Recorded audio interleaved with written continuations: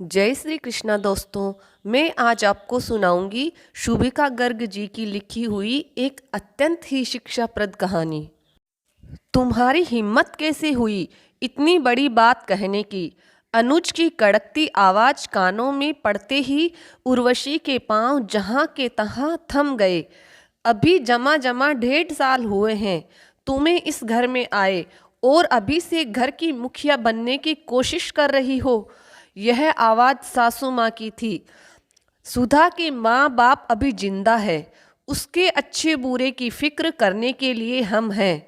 तुम्हें ज़्यादा हितैषी बनने की ज़रूरत नहीं है, समझी तुम। ससुर जी गुस्से में उबल पड़े। उर्वशी को शादी होकर ससुराल आए बस 1.5 बरस ही हुए हैं, लेकिन इस दौरान जो कुछ भी उसने अपनी आंखों के आगे होते देखा वह उसको गलत लग रहा था। आज तक उसने कभी भी ससुराल में किसी को पलटकर जवाब नहीं दिया था, लेकिन आज अगर वह चुप रही तो फिर कभी सुधा दीदी के जीवन को बदल नहीं पाएगी। सुधा जी भागकर महाराज जी का गरम कचौरी को उतारने के लिए बोल दे। सुधा जरा सबके लिए चाय नाश्ते का इंतजाम तो कर दे। से लेकर सुधा आज स्कूल से लौटते वक्त टेलर से मेरे ब्लाउज लेते आना। सुधा घर में सब्जियां और फल खत्म हो गए हैं, लेती आना। यानी कि घर में अगर कोई भी काम को पुकारे तो बस सुधा को ही पुकारा जाता है। हर छोटे बड़े काम के लिए अर्दली की तरह मुस्कुराते हुए डटे रहने वाली सुधा को हर शुभ कार्य में सबसे पीछे धकेल दिया जाता है और भाग भाग कर हर काम करने वाली सुधा चुपचाप सिर झुकाकर घर के सबसे पीछे बने अपने कमरे में चली जाती है। उर्वशी शादी होकर आई तो आते ही उसे अपने ससुराल में जो बात सबसे ज़्यादा खटकी वह यही थी। स्वभाव से सरल, सहज, मृदुभाषी और हंसमुख सी सुधा दीदी के साथ होने वाले इस तरह के दोगले व्यवहार से उर्वशी को बहुत दुख होता था। परिवार का सदस्य बनने के बाद धीरे धीरे सुधा दीदी के बारे में उर्वशी सब जान चुकी थी। 22 वर्ष और एमए पूरा होते ही सुधा दीदी की शादी हो गई थी। विवाह के 6 महीने बाद ही सड़क दुर्घटना में उसके पति काल के गाल में समा गए। ससुराल वालों ने उन्हें गर्म दूध से मक्खी की तरह निकालकर मायके लाकर छोड़ दिया था। विवाह को ठीक से समझ भी नहीं पाई थी सुधा कि उसका सब कुछ समाप्त हो गया। जैसे तैसे संभली और एक स्कूल में टीचर का जॉब करने लगी। सुधा दीदी की शादी उनके साथ के ही टीचर राजेंद्र जी के साथ कर देनी चाहिए। आज शाम को जब उर्वशी ने सबकी उपस्थिति में यह बात कही तो सब के सब आग बबूला हो गए, उर्वशी के पति सहित। ससुराल में उर्वशी ने सोचा अगर आज भी इन लोगों के गुस्से से डरकर चुप रही तो फिर कभी सुधा दीदी के लिए कुछ नहीं कर पाऊंगी। उर्वशी ने बात उठाई तो सुधा उठकर चुपचाप अपने कमरे में चली गई। पापा जी, मम्मी जी, मैं इस घर का मुखिया बनने की कोशिश नहीं कर रही हूँ। आप लोग घर के बड़े हैं और अब मैं भी इस परिवार के सदस्य हूँ। और सुधा दीदी अनुज की ही नहीं, मेरी भी बड़ी बहन के जैसी है। जब से मैंने इस घर में प्रवेश किया है उन्होंने मुझे बहुत प्यार दिया और बड़ी बहन की तरह मेरी देखभाल भी की है। इस नाते मैं बस उनका जीवन संवारने की बात कर रही हूँ। उर्वशी ने संयत होकर कहा, तुम्हें क्या लगता है कि हमें उसकी फिक्र नहीं है? हमने तो उस हादसे के अगले ही साल उसे शादी करने के लिए कहा था, लेकिन तब उसने ही साफ इनकार कर दिया था और कहा था कि अब वह कभी शादी नहीं करना चाहती। ऐसा सासू जी बोली। हो सकता है मम्मी जी उस वक्त घाव ताज़ा थे तो उन्होंने भावुकता के कारण ऐसा बोल दिया होगा, लेकिन अब वह भी शादी के लिए इच्छुक है। उर्वशी ने कहा तो ससुर जी गुस्से में तमतमा उठे और बोले, इच्छुक है मतलब किसी भी विजातीय अनाथ लड़के से उसकी शादी कर दें?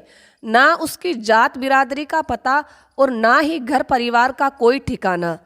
समाज में नाक ना कट जाएगी हमारी। मुझे तो तभी शक हो गया था कि वह आदमी दीदी पर डोरे डाल रहा है जब उस राजेंद्र ने अगली गली में मकान किराए से लिया था। ऐसा अनुज बोला। कैसी बात कर रहे हैं आप? सभी जरा सुधा दीदी के बारे में तो सोचो। मम्मी पापा, अभी दीदी केवल 34 साल की है और अभी तो पूरी जिंदगी उनके सामने पड़ी है। आप लोग भी अब वृद्धावस्था की ओर बढ़ रहे हैं। क्या आप जीवन भर उनके साथ रहेंगे? अनुज और मैं भी अपने परिवार में व्यस्त हो जाएंगे, लेकिन दीदी का क्या? वह क्या जिंदगी भर इस घर में एक अर्दली की भूमिका निभाती रहेगी जिससे हर काम करवाया जाएगा और शुभ कार्य में पीछे धकेल दिया जाएगा? अभी उम्र ही क्या है दीदी की कि उनको भी तो कुछ अधूरी ख्वाहिशें होंगी, उनको पूरा करने के सपने देखती होंगी।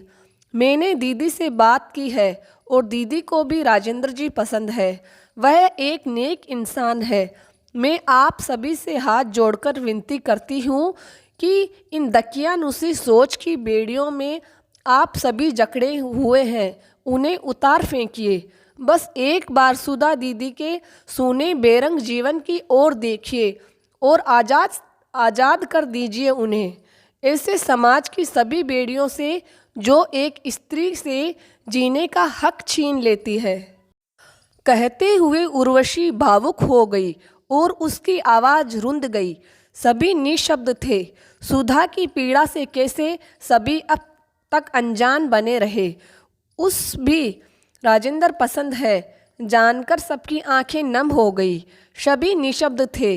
बड़ी गलती हो गई मुझसे। मैं तो माँ थी। मैंने भी कभी उसके दिल को टटोलने की कोशिश नहीं की। उसने शादी से इनकार कर दिया। हमने तो उसे उसके ही हाल पर छोड़ दिया। बेचारी मेरी बच्ची सच में इस घर में अर्दली बनकर रह गई है। बचपन में मुझसे हर बात शेयर करने वाली दीदी कब मुझसे इतना दूर हो गई और मैंने ध्यान ही नहीं दिया। शोरी उर्वशी दीदी, अनुज बोला। मैं दीदी को अभी लेकर आता हूँ। अनुज ऐसा बोलता है। हम भी चलते हैं और सुधा से बात करते हैं, सासू जी और ससुर जी बोले। बाहर के कमरे से आती गुस्से की आवाज़ों को सुनकर सुधा अपने कमरे का दरवाज़ा बंद करके बैठ गई थी। सुधा, दरवाज़ा खोलो, दरवाज़ा खोलो मेरी बच्ची। दीदी दरवाज़ा खोलिए ना। सभी काफ़ी देर तक दरवाजे पर दस्तक देते रहे, बार बार पुकारते, पर काफ़ी देर बाद सुधा ने दरवाज़ा खोला और आंसुओं से भरी हुई, बाल बिखरे हुए, अस्त व्यस्त सी सुधा सिर झुकाए सबके सामने खड़ी थी। माँ और उर्वशी ने झपट कर सुधा को गले से लगा लिया। ससुर जी ने जाति धर्म की बेड़ियों को तोड़कर एक आदर्श स्थापित करने का निर्णय ले लिया था।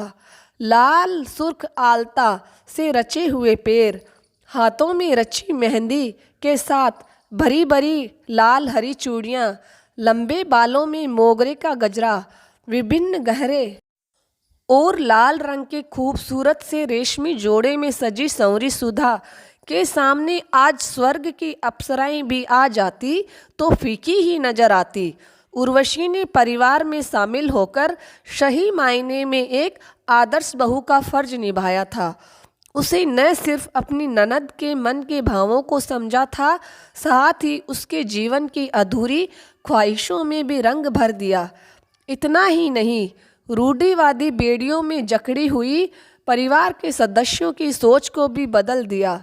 खिले हुए चेहरे के साथ सुधा दीदी अपने जीवन साथी का हाथ थामे वो विदा हो गई।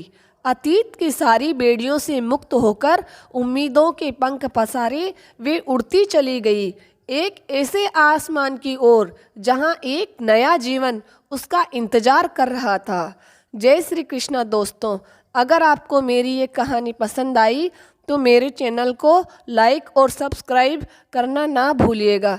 ज़रूर सब्सक्राइब करिएगा।